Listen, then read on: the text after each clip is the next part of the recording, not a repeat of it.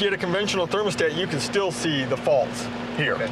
You just cannot see the faults inside without that communicating thermostat. That board will still control, store the fault codes. Yeah, if you have a bad pressure switch intermittently opening up, you know what I mean? Right. High pressure, the high pressure switch keeps tripping because the fan keeps overheating and shutting off. Okay.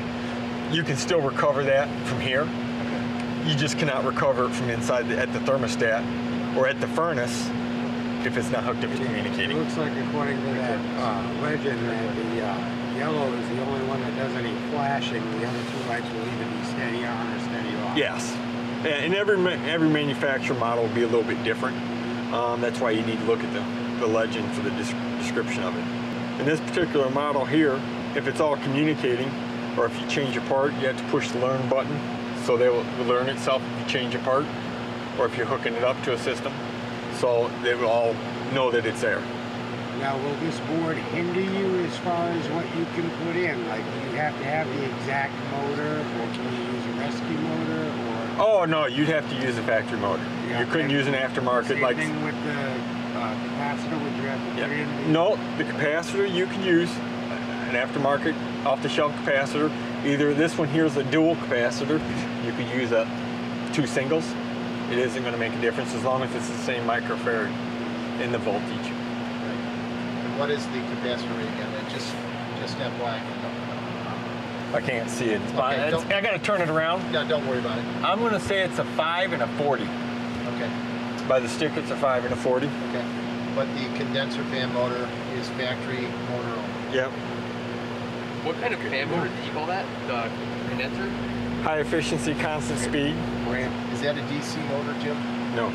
It's an AC motor that has a variable speed control. Yeah, a lot of those variable speed motors they use a converter, but they're basically like a 3-phase motor with a converter on it. That's how they control the speed on it. Okay. So you couldn't use a standard PCS motor in this application. It wouldn't work. Or like in a furnace. A lot of new stuff is going to have, like Train, all new stuff's going to have TXVs on it. This, Amana and Goodman, don't come with TXVs, you have to put them on. Right. This particular setup does not have a TXV. So to even check the charge, you have to determine what metering device you have inside. We're going to have to get the chart that he has from Carrier. They're a couple bucks. Yeah.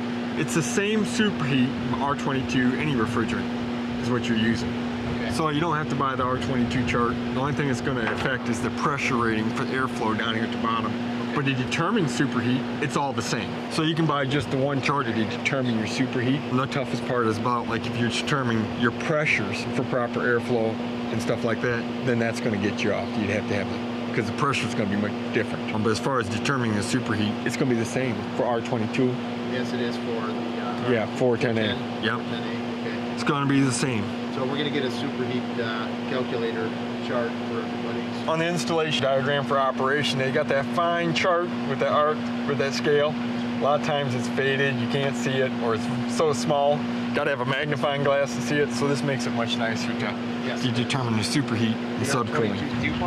Yeah. It'll determine, I think, the superheat and subcooling for you. Just type in temperatures. Right.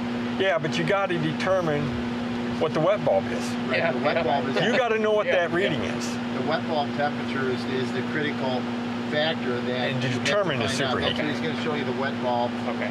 And without that, you're guessing.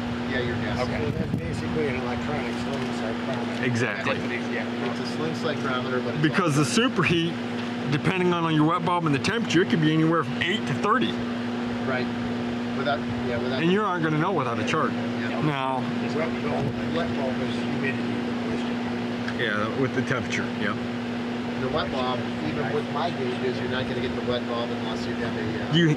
you got to get the wet bulb inside to determine That's what we were talking about with your gauges. Right. You still need